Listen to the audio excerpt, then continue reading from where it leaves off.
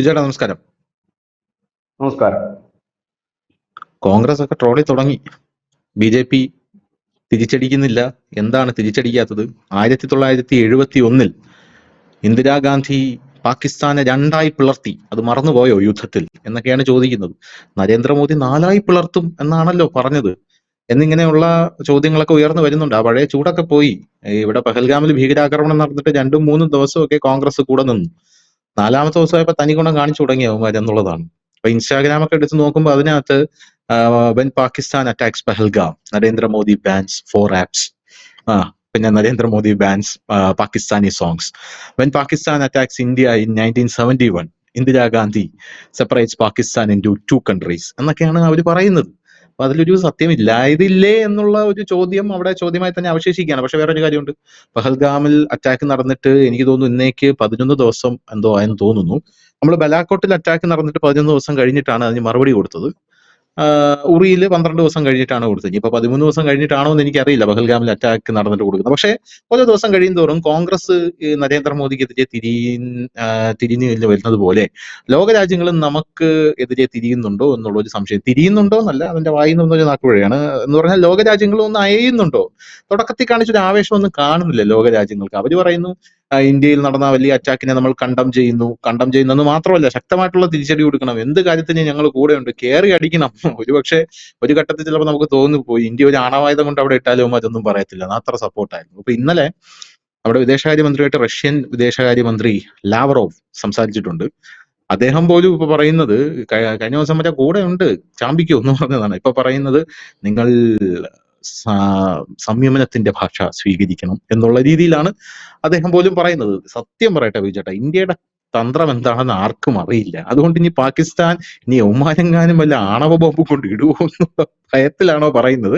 അത് ഈ വിഷയത്തിൽ ഇന്ത്യ, ഞാൻ ചോദിക്കട്ടെ, ഒരു നയതന്ത്രപരമായിട്ടുള്ള തിരിച്ചടി മാത്രം കൊടുത്തുകൊണ്ടിരിക്കുകയാണ്. ഒരു ശീതയുദ്ധത്തിന്റെ ലെവലിലോട്ടാണ് ഇന്ത്യ ഇപ്പൊ നിലവിൽ പൊക്കോണ്ടിരിക്കുന്നത്. ആ ഒരു രീതിയിൽ തന്നെ പാകിസ്ഥാനെ തളയ്ക്കാൻ പറ്റും ഇന്ത്യക്ക് തോന്നുന്നത് കൊണ്ടാണോ നമ്മുടെ ലോകരാജ്യങ്ങൾ ഇങ്ങനെയുള്ള നിലപാടിലേക്ക് ഇപ്പൊ വരുന്നത്? ഇന്ത്യയുടെ സൈനികപരമായിട്ടുള്ള തിരിച്ചടി ഉണ്ടായില്ലേ?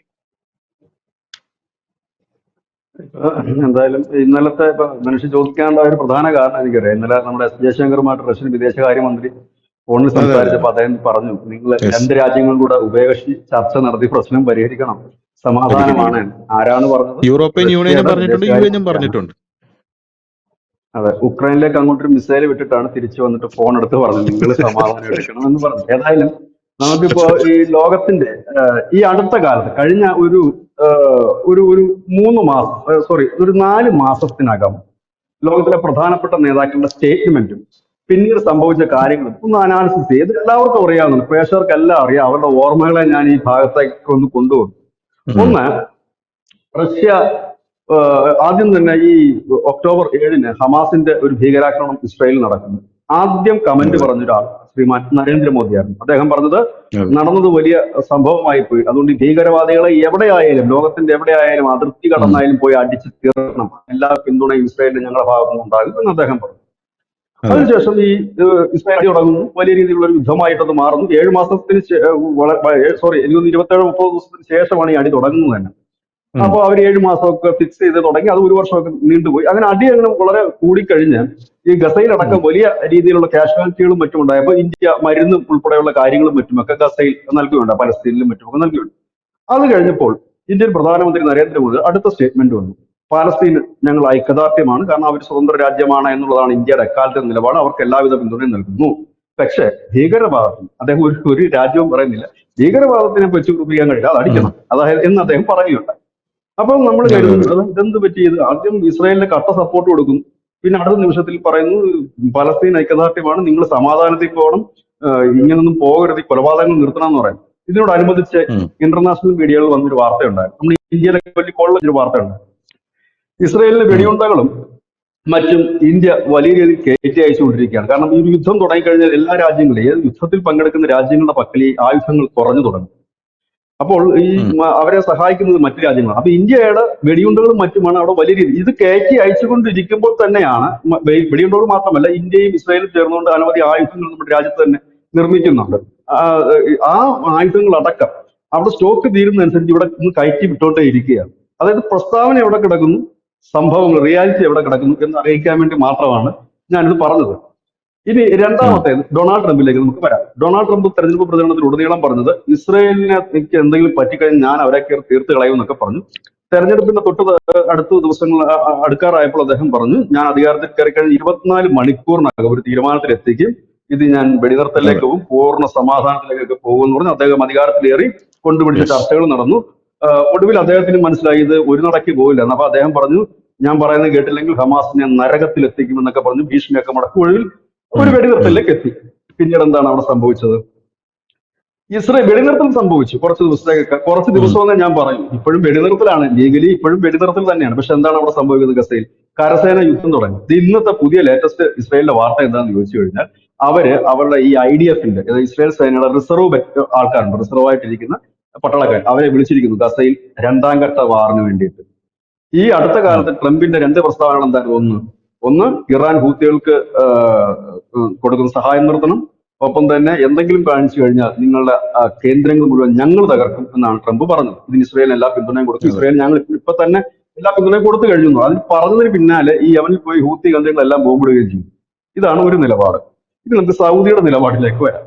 സൗദി അത് കുറച്ചുകൂടെ മുൻപാണ്, കുറച്ച് മാസങ്ങൾക്ക് മുമ്പാണ് ഇറാൻ ഇസ്രായേലിലേക്ക് മിസൈലുകൾ വായിക്കുന്നു, ഇസ്രായേൽ തിരിച്ചടിക്കും എന്നുള്ള വാർത്തകൾ പരക്കുന്നു. അത് നീണ്ടു നീണ്ടു പോകുന്നു, എപ്പോഴടിക്കും. നമ്മളിപ്പോ ഈ നമ്മളെ നാട്ടിലെ നാട്ടുകാരെ നിനക്ക് തേങ്ങ എപ്പോ ഉടക്കും എന്ന് ചോദിക്കുന്നത് പോലെ എപ്പോ ഉടക്കും നമ്മളും ചോദിച്ചു തുടങ്ങി, എപ്പോഴാണ് ഈ ഇസ്രായേൽ തിരിച്ചടിക്കുന്നത്. ഒടുവിൽ ഇസ്രായേൽ പറഞ്ഞു ഞങ്ങൾ തിരിച്ചടിക്കും എന്ന് തന്നെ അവർ പറയുന്നുണ്ട്.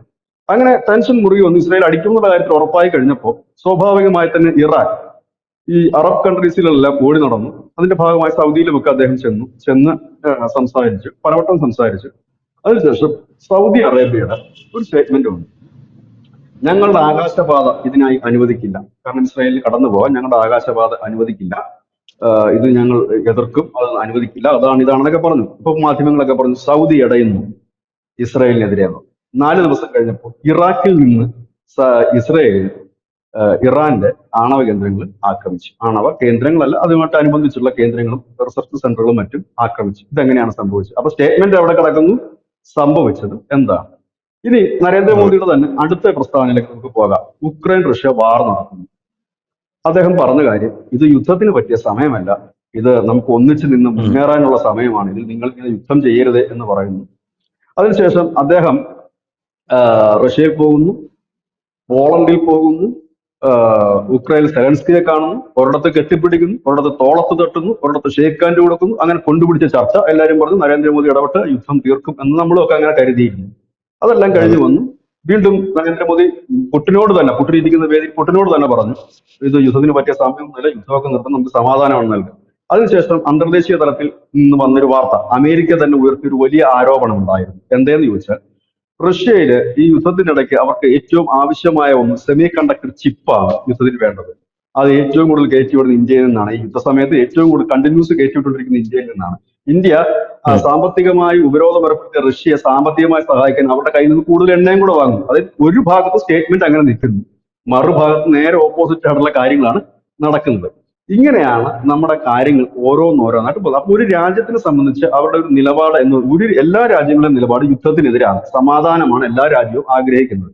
സമാധാനത്തിന്റെ വെള്ളരിപ്രാവുകളാകാനാണ് എല്ലാവരും ആഗ്രഹിക്കുന്നത്. അത് അവരുടെ പോളിസിയാണ്, എല്ലാ രാജ്യങ്ങളുടെയും പോളിസി അതാണ്. പക്ഷെ ഇവിടെ എന്താണ് സംഭവിച്ചത്? ഇങ്ങനെ. പക്ഷെ അവരുടെ സ്റ്റേറ്റ്മെന്റ് മാത്രം കണ്ടുകൊണ്ട് അവർ അയഞ്ഞെന്നോ അല്ലെങ്കിൽ അവർ പിന്തുണയ്ക്കില്ലെന്നോ എന്ന് നമ്മൾ കരുതരുത്. റഷ്യയുമായി നമുക്കുള്ള ബന്ധം, നമ്മുടെ ഏറ്റവും വലിയ വജ്രായുധങ്ങളൊന്ന് ബ്രഹ്മോസ് ആണ്. ബ്രഹ്മോസ്. ആ ബ്രഹ്മോസ് എന്ന് അതെ. പറഞ്ഞാൽ എന്താണ്? അത് പേരിൽ തന്നെ ഉണ്ട്, റഷ്യയും ഇന്ത്യയും കൂടെ ചേർന്നിട്ടാണ്. ബ്രഹ്മപുത്ര നദിയുടെ ആ ബ്രഹ്മയും മോസ്കോ നദിയുടെ അതും കൂടെ ചേർന്നിട്ടാണ് മോസ്കോയുടെ. നമ്മൾ ബ്രഹ്മോസ് ഇട്ടിരിക്കുന്നത്. അവരുടെ തന്നെ ക്രൂയിസ് മിസൈലാണ് ഏറ്റവും വേഗം. അത് തന്നെ അവരുമായി ചേർന്ന് നമ്മൾ നടത്തുന്ന ഒരു സാധനമാണ്. അത് കൂടാതെ തന്നെ ഈ എല്ലാ കാലത്തും റഷ്യയുടെ പിന്തുണ ഇന്ത്യക്ക് തന്നെയാണ്. അത് റഷ്യക്ക് കാരണം ഇപ്പോഴല്ലേ നമ്മൾ ധനുഷ് തന്നെ കൊടുത്തൊരു വാർത്തയുണ്ട് കുറച്ചാൾക്ക് മുമ്പ്. സ്പുട്നിക് എന്ന് പറയുന്ന അവരുടെ ഒരു മാധ്യമത്തിൽ, റഷ്യൻ മാധ്യമത്തിൽ വന്നൊരു വാർത്തയുണ്ട്. റഷ്യ ഇപ്പോൾ ആലോചിക്കുന്നത് അവരുടെ മിക്കവാറും എല്ലാ ആയുധങ്ങളും, പ്രധാനപ്പെട്ട ആയുധങ്ങളൊക്കെ ഇന്ത്യയിൽ നിർമ്മിക്കാൻ ആണ് അവർക്ക് ഉദ്ദേശിക്കുന്നത്. കാരണം ഒന്ന്, ഉം, റഷ്യയിൽ സാമ്പത്തികമായി അവർ വലിയ ഞെരുക്കത്തിലാണ്, അതിനുള്ള ഒരു കാര്യങ്ങളില്ല. അതുപോലെ തന്നെ വളരെ വർഷങ്ങളായിട്ട് ഇന്ത്യയും റഷ്യയും കൂടെ ചേർന്നിട്ടാണ് ഈ ഗവേഷണങ്ങളും മറ്റും നടന്നത്. അതിനുള്ള അടിസ്ഥാന സൗകര്യങ്ങളുണ്ട് ഇവിടെ. അതുപോലെ ടെക്നിക്കൽ ആയിട്ട് സ്കില്ലുള്ള ആളുകളുണ്ട്. പിന്നെ സാമ്പത്തികമായി ഇന്ത്യക്ക് ഇപ്പൊ ഇതിനൊക്കെ മുടക്കാൻ പൈസയും ഉണ്ട്. അപ്പൊ അവര് റഷ്യയിൽ നിന്ന് ഇങ്ങോട്ടേക്ക് മുടക്കാം. രണ്ട് ഗുണമുണ്ട്. ഒന്ന്, ഇത് നാളെ ഒരു ഉപരോധം വന്നാലും ഇന്ത്യക്ക് റഷ്യയുടെ ആയുധങ്ങൾ വിറ്റഴിക്കാൻ പറ്റും. ഇപ്പോൾ ബ്രഹ്മോസിന് ഏതാണ്ട് 85 രാജ്യങ്ങൾ ആവശ്യക്കാരുണ്ട്. അത് എന്തുകൊണ്ടാണ് ആവശ്യക്കാർ വന്നതെന്ന് ചോദിച്ചാൽ അവർക്ക് നന്നായി അറിയാം ഇത് റഷ്യൻ ടെക്നോളജി ഇന്ത്യ വികസിപ്പിച്ചെടുത്ത ആയുധമാണ്, ഗ്യാരണ്ടീഡ് ആണ്. പക്ഷെ റഷ്യയുടെ കയ്യിൽ നിന്ന് ഇവർക്ക് ആയുധം നേരിട്ട് വാങ്ങാൻ കഴിയില്ല. കാരണം ഉപരോധമുണ്ട്.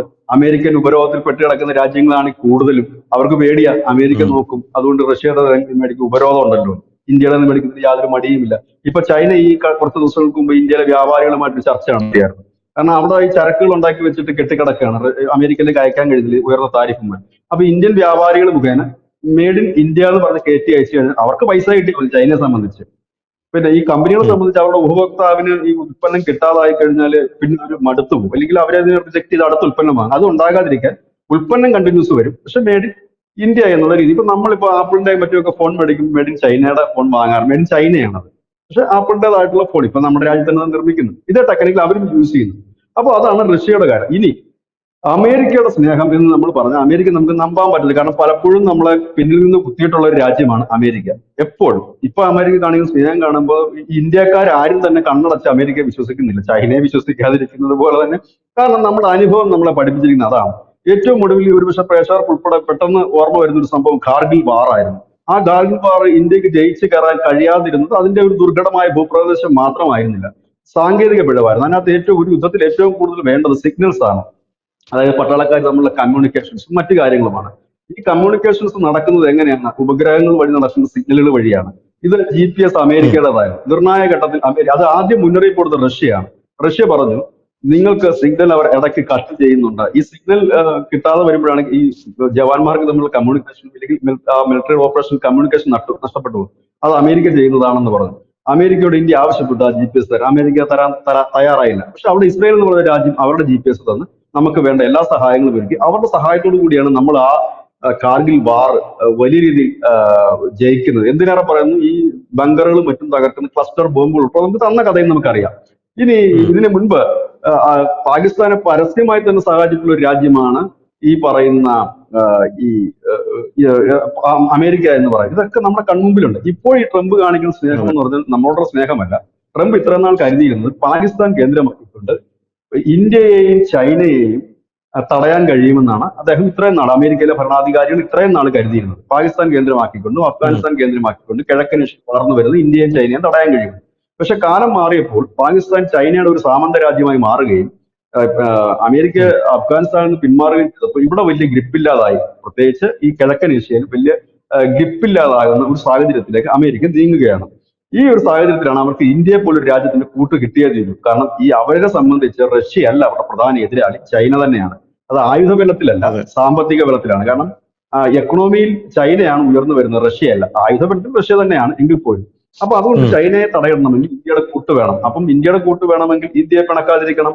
അതുകൊണ്ട് ഇന്ത്യയുമായി കൂടുതൽ അടുത്ത് യെസ്. പോകണം. വിപണി മാത്രമല്ല, ആയുധ കച്ചവടത്തിനും വേണം. ഒപ്പം തന്നെ ചൈനയെ തടുക്കാൻ ഇനി പാകിസ്ഥാനെ കൂട്ടുപിടിച്ചിട്ട് കാര്യമില്ല. അവരുടെ പാകിസ്ഥാന്റെ ഇപ്പോഴത്തെ ആയുധങ്ങളുടെ 85% ഇറക്കുമതി ചെയ്യുന്നത് ചൈനയാണ്. അപ്പം അതാണ് അവരുടെ വിഷയങ്ങൾ. ഇനിയും നമുക്ക് ചില സംശയങ്ങൾ വരും, നമ്മുടെ അയൽ രാജ്യങ്ങൾ എങ്ങനെയാണെന്ന്. ബംഗ്ലാദേശ് ഉം. ന്യൂട്രലൈസ് നിൽക്കാനുള്ള സാധ്യതയാണ്. നിലവിലത്തെ സാഹചര്യത്തിൽ ചൈന പ്രത്യക്ഷമായി എത്തില്ല. ശ്രീലങ്കയുടെ അവസ്ഥ എന്ന് പറഞ്ഞു കഴിഞ്ഞാൽ ശ്രീലങ്ക ഒരിക്കലും ചൈനയ്ക്ക് സപ്പോർട്ടായിട്ട് പോകില്ല, ഇന്ത്യ ഒരുപക്ഷെ സഹായിച്ചില്ലെങ്കിൽ പോലും. ഭൂട്ടാൻ എല്ലാ കാലവും ഇന്ത്യയോടൊപ്പം നിൽക്കുന്ന രാജ്യമാണ്. മറ്റൊന്ന് ഉള്ളത് നേപ്പാളാണ്. എനിക്ക് തോന്നുന്നത് ഈ ഉം. നേപ്പാളി മീഡിയാസ് ആണ് നമ്മുടെ ഈ പിന്നെ വാറിനെ കുറിച്ച്, നമ്മുടെ ഇപ്പോൾ നടക്കുന്ന യുദ്ധ നീക്കങ്ങളെ കുറിച്ച് ഏറ്റവും കൂടുതൽ വാർത്ത നൽകുന്നത്. അവരുടെ ട്വിറ്റർ ഹാൻഡിലും മറ്റുമാണ് നമ്മൾ കയറി അടുക്കി പിടിക്കുന്നത്. ഇത് നേപ്പാളികളാണ് ഏറ്റവും കൂടുതൽ ആഘോഷിക്കുന്നത്. അപ്പൊ നേപ്പാൾ എന്നുള്ള രാജ്യം. പിന്നുള്ളത് നമുക്കുള്ളത് മാലിദ്വീപ്സ് ഉണ്ട്, അതുപോലെ തന്നെ പാകിസ്ഥാനുണ്ട്. ഏതായാലും നമുക്കറിയാം അവരെന്തായിരിക്കും ചെയ്യാൻ പോകുന്നത്. ഇതാണ് നമ്മളുടെ ഒരു അത്.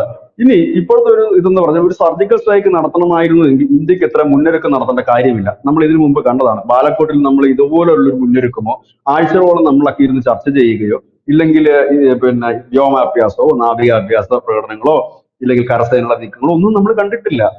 ഉറിയിൽ നമ്മൾ കണ്ടിട്ടില്ല. ഈ അടിയെല്ലാം കഴിഞ്ഞ് പിറ്റേ ദിവസമാണ് നമ്മൾ അറിയുന്നത് ഇന്നലെ രാത്രിയിൽ അടിച്ചിരുന്നു കേട്ടോ അവന്മാരെ. അപ്പൊ ഇതിപ്പോ അങ്ങനെയല്ല. ഒരു വലിയ ഒരു വലിയ രീതിയിലുള്ള ആക്രമണമാണ് ഇപ്പോൾ രൂപപ്പെടുന്നത് അണിയറയിൽ എന്നുള്ളതാണ്. ഉം. ഇപ്പോൾ പാകിസ്ഥാനും ലോകം മുഴുവൻ അതറിയാം. പിന്നെ ലോകത്തിന് സ്വാഭാവികമായി പറയാൻ കഴിയുന്ന കാര്യം എന്താണ്? നിങ്ങൾ ഒന്നും ചെയ്യരുത്, സമാധാനത്തിൽ പോകണം. ഇന്ത്യ അത് തന്നെയല്ലേ പറഞ്ഞുകൊണ്ടിരുന്നത്. നമ്മൾ ഇസ്രായേലിനോട് പറഞ്ഞു, എന്നിട്ട് എന്താ സംഭവിച്ചത്? അങ്ങോട്ടേക്ക് വെടിയുണ്ട ഉൾപ്പെടെ ഒന്നും കയറ്റി സംഭവിച്ചില്ല. വിട്ടെന്നാണ് ഇപ്പൊ പുറത്തു വരുന്ന വാർത്ത. പുറത്തു വരുന്ന വാർത്ത. റഷ്യയോട് നമ്മൾ പറഞ്ഞു സമാധാനം വേണം, ഇത് യുദ്ധത്തിന്റെ യുഗമല്ലെന്ന് പറഞ്ഞു. അവർക്ക് യുദ്ധത്തിന് ആവശ്യമായ സെമി കണ്ടക്ടർ ഉൾപ്പെടെയുള്ളത് കയറ്റിവിട്ടത് ഇന്ത്യയാണ്. അവരെ സാമ്പത്തിക പ്രതിസന്ധിയിൽ നിന്ന് എണ്ണ മേടിച്ച് രക്ഷിച്ചത് ഇന്ത്യയാണ്. ഇതെല്ലാരും ചെയ്യുന്നത്. ട്രംപ് എന്താണ് പറഞ്ഞത്? ആരും അനങ്ങരുത്, ഞാൻ ലോക സമാധാനത്തിന് വേണ്ടി നിലകൊള്ളാൻ ഇറങ്ങുകയാണ് എന്ന് പറയുകയും പിന്നീട് എന്താണ് ഇസ്രായേലിനോട് പറഞ്ഞത്, നീ ഇറാനെ തീർത്തോ, നിന്റെ പിന്നെ ഞാനുണ്ടെന്ന് പറഞ്ഞു. ട്രംപിനെയും സെലൻസ്കിയെയും, ഈ സെലൻസ്കി പാവം പിടിച്ചവൻ എങ്ങനെ ഈ യുദ്ധത്തിൽ പോയത്? ഈ അമേരിക്കയുടെ ഒറ്റ ഇളക്കിൽ ആ പാവം പെട്ടുപോവുകയും യുദ്ധത്തിൽ പെടുകയും കൂടെ. ഞങ്ങളുണ്ട്, നീ അടിച്ചോളാൻ പറഞ്ഞു. ആ പാവം പിടിച്ചവൻ ഇറങ്ങി ഇപ്പൊ നിക്കക്കള്ളിയിലാണ്. അവസാനം എന്ത് പറ്റി? അമേരിക്ക വിളിച്ചു വരുത്തി തെരയും വിളിച്ചു വിട്ടു. ഇതൊക്കെയാണ് ഇവിടെ നടക്കുന്നത്. അപ്പൊ ഒരു ഭാഗത്ത് ഇതൊക്കെ നടക്കും, മറുഭാഗത്ത് ഇത്. അപ്പൊ സ്റ്റേറ്റ്മെന്റുകൾ എപ്പോഴും ഇങ്ങനെ തന്നെയാണ് മുമ്പോട്ട് പോകാറുള്ളത്.